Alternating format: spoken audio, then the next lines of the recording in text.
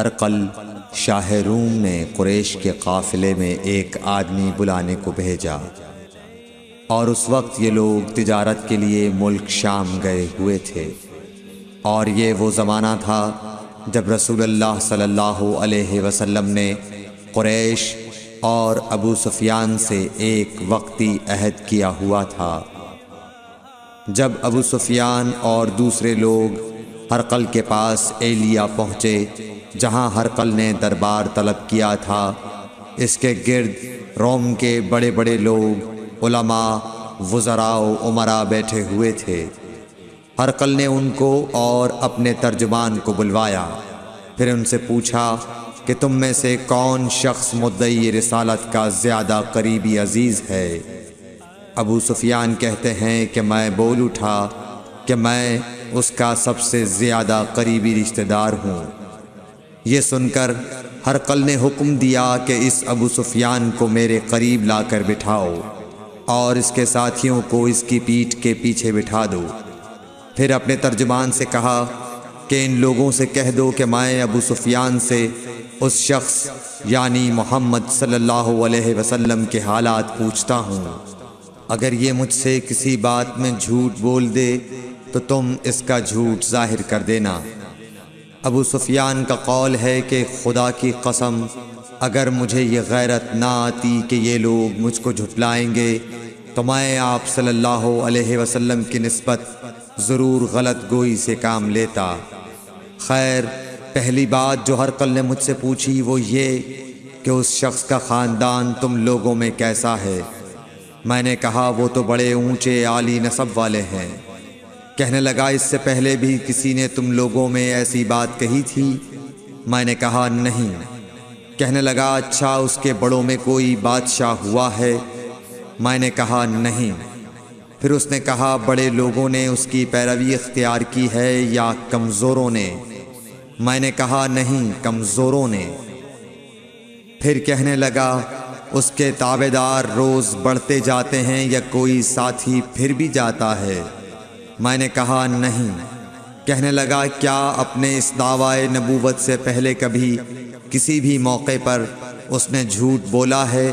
میں نے کہا نہیں، اور اب ہماری اس سے صلح کی ایک مقررہ مدت ٹھہری ہوئی ہے، معلوم نہیں وہ اس میں کیا کرنے والا ہے۔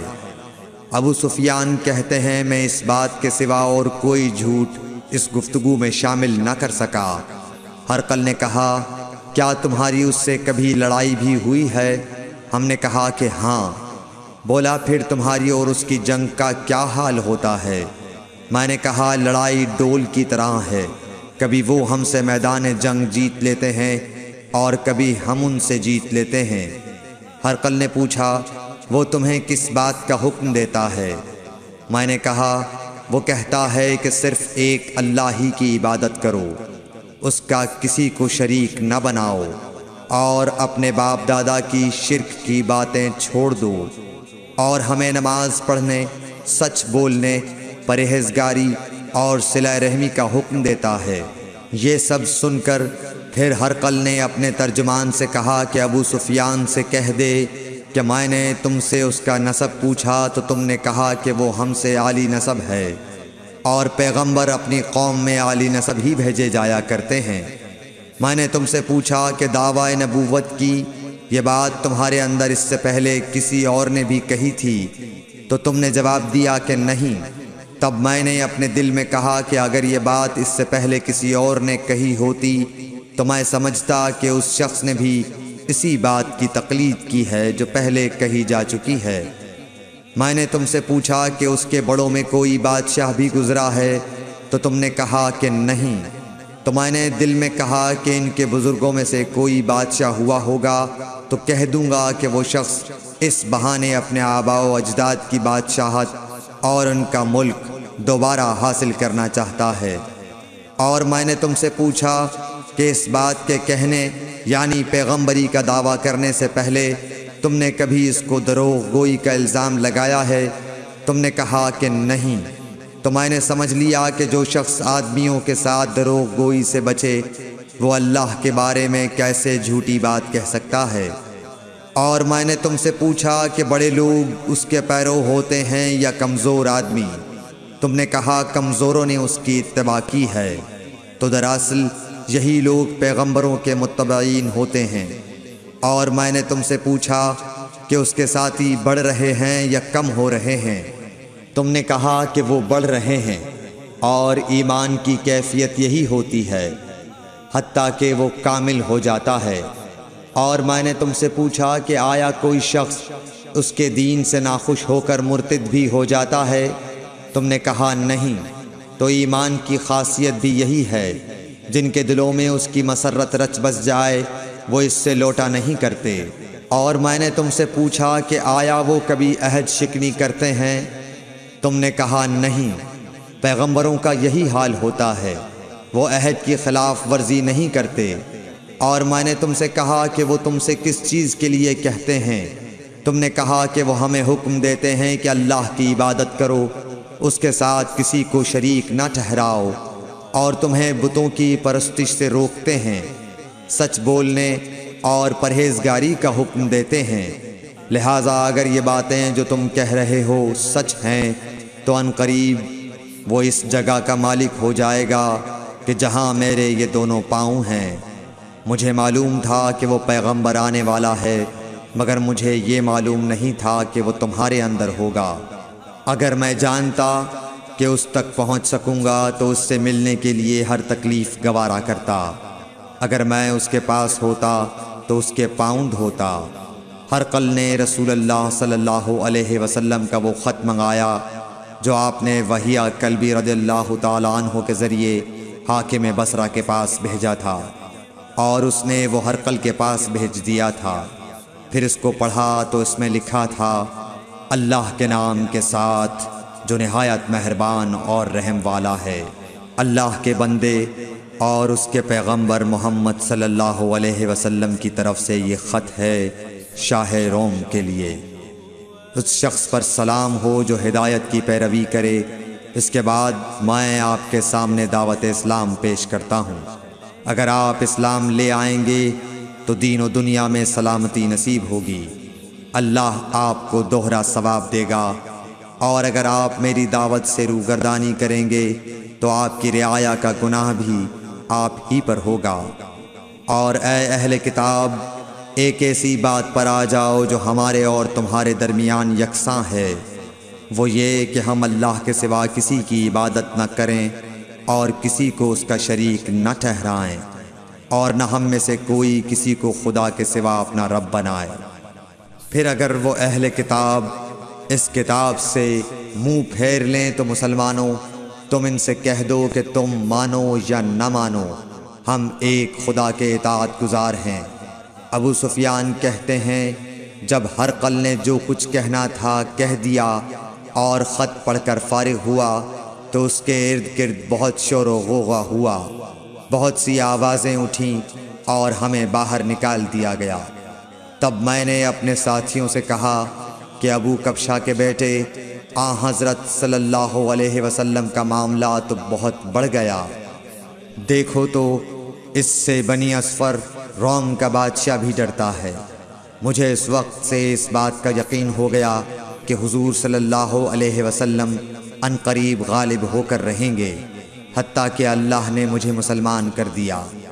راوی کا بیان ہے کہ ابن ناطور ایلیا کا حاکم ہرقل کا مصاحب اور شام کے نصارہ کا لاٹ پادری بیان کرتا تھا کہ ہرقل جب ایلیا آیا ایک دن صبح کو پریشان اٹھا تو اس کے درباریوں نے دریافت کیا کہ آج ہم آپ کی حالت بدلی ہوئی پاتے ہیں، کیا وجہ ہے؟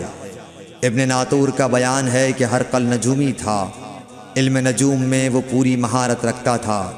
اس نے اپنے ہم نشینوں کو بتایا کہ میں نے آج رات ستاروں پر نظر ڈالی تو دیکھا کہ ختنہ کرنے والوں کا بادشاہ ہمارے ملک پر غالب آ گیا ہے۔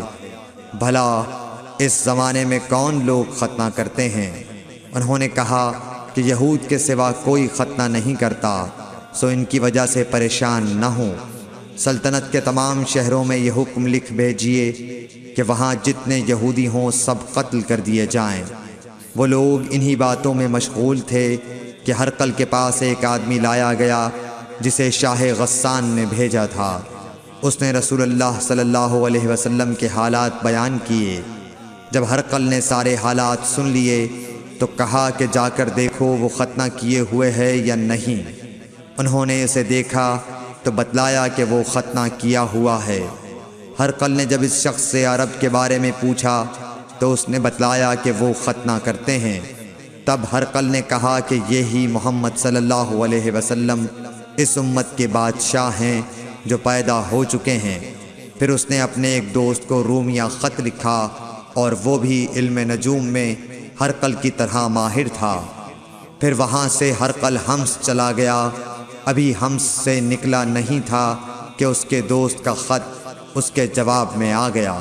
اس کی رائے بھی حضور صلی اللہ علیہ وسلم کے ظہور کے بارے میں ہرقل کے موافق تھی کہ محمد صلی اللہ علیہ وسلم واقعی پیغمبر ہیں۔ اس کے بعد ہرقل نے روم کے بڑے آدمیوں کو اپنے حمص کے محل میں طلب کیا اور اس کے حکم سے محل کے دروازے بند کر لیے گئے۔ پھر وہ اپنے خاص محل سے باہر آیا اور کہا، اے روم والو، کیا ہدایت اور کامیابی میں کچھ حصہ تمہارے لیے بھی ہے؟ اگر تم اپنی سلطنت کی بقا چاہتے ہو تو پھر اس نبی صلی اللہ علیہ وسلم کی بیعت کر لو اور مسلمان ہو جاؤ۔ یہ سننا تھا کہ پھر لوگ وحشی گدھوں کی طرح دروازوں کی طرف دوڑے مگر انہیں بند پایا۔ آخر جب ہرقل نے اس بات سے ان کی یہ نفرت دیکھی اور ان کے ایمان لانے سے مایوس ہو گیا تو کہنے لگا کہ ان لوگوں کو میرے پاس لاؤ۔ جب وہ دوبارہ آئے تو اس نے کہا، میں نے جو بات کہی تھی اس سے تمہاری دینی پختگی کی آزمائش مقصود تھی، سو وہ میں نے دیکھ لی۔